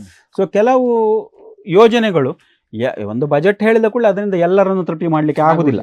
ಒಂದು ಹಂತದಲ್ಲಿ ಅವರು ಅದನ್ನೊಂದು ಅನೇಕ ಸಮಸ್ಯೆಗಳನ್ನು ಅಡ್ರೆಸ್ ಮಾಡಿದ್ದಾರೆ. ಆದರೆ ಅವರು ಕೊಟ್ಟ ಒಂದು ನಿರ್ದಿಷ್ಟ ಜನವರ್ಗಕ್ಕೆ ಕೊಟ್ಟ ವಿಪರೀತ ಮಹತ್ವದಿಂದಾಗಿ ಅವರಿಗೆ ಅದು ಒಂದು ಟೀಕೆಗೆ ಒಳಗಾಗಿದೆ. ಮತ್ತೆ ಅವರು ಬೆಂಗಳೂರು ನಮ್ಮ ಇದಕ್ಕೆ ಅಭಿವೃದ್ಧಿಗಳನ್ನು ಸ್ಟ್ರೀಮ್ ಲೈನ್ ಮಾಡಲಿಕ್ಕೆ ಅಲ್ಲಿ ಅವರು ಸ್ಪೆಷಲ್ SPV ಅಂತ ಹೇಳ್ತಾರೆ, ಸ್ಪೆಷಲ್ ಪರ್ಪಸ್ ವೆಹಿಕಲ್ ಅಂತೇಳಿ, ಅದನ್ನೆಲ್ಲ ಒಂದು ಸಮಗ್ರ ಮಾಡಲಿಕ್ಕೆ ಅವರು ಒಂದು ಪ್ರಯತ್ನ ಮಾಡಿದ್ದಾರೆ. ಅಂತಾರಾಷ್ಟ್ರೀಯ ಬಸವ ತತ್ವ ಮತ್ತು ಅಧ್ಯಯನ ಕೇಂದ್ರ ಕೂಡ ಅಲ್ಲಿ ಅವರು ತರ್ತಾ ಇದ್ದಾರೆ. ಮತ್ತು ಆಯ್ದ ಜಿಲ್ಲೆಗಳಲ್ಲಿ ಪ್ರವಾಸೋದ್ಯಮ ಅಭಿವೃದ್ಧಿಗೆ ಅವರಲ್ಲಿ ಒಂದು ಯೋಜನೆ ಇದೆ. ಈಗಾಗಲೇ ರೇಣುಕಾ ಯಲ್ಲಮ್ಮನಗುಡ್ಡ ಅಭಿವೃದ್ಧಿಗೆ ಕೇಂದ್ರ ಕೂಡ ಅಲ್ಲಿ ಒಂದು ಮಾಸ್ಟರ್ ಪ್ಲಾನ್ ಮಾಡಿದೆ. ಸೊ ಇಂಥದ್ದೆಲ್ಲ ಆದಾಗ ಸ್ವಲ್ಪ ಮಟ್ಟಿಗೆ ಕೆಲವು ಜಿಲ್ಲೆಗಳಲ್ಲಿ ಒಂದು ಅಭಿವೃದ್ಧಿಯ ಎಲ್ಲಿ ಏನು ಪ್ರವಾಸೋದ್ಯಮ ಅಭಿವೃದ್ಧಿಯ ಒಂದು ಬೆಳಕೆ ಇಲ್ಲದಲ್ಲಿ ಒಂದು ಸಣ್ಣ ಮಟ್ಟಿನ ಅಭಿವೃದ್ಧಿಯ ಬೆಳಕು ಕಾಣಬಹುದು ಅಂತ ಕಾಣ್ತದೆ. ಆಗ್ಲಿ ಸರ್, ಈಗ ಸದ್ಯಕ್ಕೆ ಇವತ್ತಿನ ಮಟ್ಟಿಗೆ ಸಿಕ್ಕಿದಂಥ ವಿಷಯದಲ್ಲಿ ನಾವು ಇಷ್ಟನ್ನ ಕಂಡುಕೊಳ್ಳಬಹುದು. ಆದರೆ ಇದಿನ್ನು ನಿಜವಾಗಿ ಅನುಷ್ಠಾನದಲ್ಲಿ ಯಾವ ರೀತಿಯೆಲ್ಲ ಹೋಗ್ತದೆ ಹೇಳೋದನ್ನು ನಾವು ಕಾದು ನೋಡಬೇಕಾಗ್ತದೆ. ಇಷ್ಟು ಹೊತ್ತು ನಮ್ಮ ಜೊತೆಗೆ ಇದ್ದುಕೊಂಡು ಇದರ ಬಗ್ಗೆ ಸಂಕ್ಷಿಪ್ತವಾಗಿ ಅದರ ಜೊತೆಗೆ ಆದರೂ ಕೂಡ ಕೆಲವೊಂದು ವಿಷಯಗಳಲ್ಲಿ ವಿವರವಾಗಿ ಎಲ್ರಿಗೂ ಅರ್ಥವಾಗುವ ಹಾಗೆ ನಮಗೆ ಮಾಹಿತಿಯನ್ನು ನೀಡಿದ್ದೀರಿ. ತಮಗೆ ತಮ್ಮ ಅನುಭವಕ್ಕೆ ಹಾಗೂ ತಮ್ಮ ಸಮಯಕ್ಕಾಗಿ ಧನ್ಯವಾದಗಳನ್ನು ಹೇಳ್ತಾ ಇದ್ದೇವೆ. ನೋಡಿದ್ರಲ್ಲ ವೀಕ್ಷಕರೇ, ಎಷ್ಟು ಹೊತ್ತು ನಮ್ಮ ಜೊತೆಗೆ ಎಸ್ ಜಯರಾಮ್ ಅವರು ಇದ್ದುಕೊಂಡು ಯಾವ ರೀತಿ ಈ ಬಾರಿಯ ಬಜೆಟ್ ಬೇರೆ ಬೇರೆ ಸ್ತರಗಳಿಗೆ ಯಾವ ರೀತಿ ಎಫೆಕ್ಟ್ ಆಗ್ಲಿಕ್ಕಿದೆ ಅಂತ ಹೇಳಿದ್ದಾರೆ. ಈ ವಿಷಯ ತಮ್ಗೆ ಇಷ್ಟ ಆಗಿದೆ ಅಂತ ಭಾವಿಸ್ತೇನೆ. ಇದೇ ರೀತಿ ಮತ್ತೊಂದು ವಿಶೇಷ ಸಂಚಿಕೆಯಲ್ಲಿ ನಾನು ಸಿಗ್ತೇನೆ. ಅಲ್ಲಿ ತನಕ ನೋಡ್ತಾರೆ ಅಭಿಮತ TV, ಇದು ಜನಮನದ ನಾಡಿಮಿಡಿತ.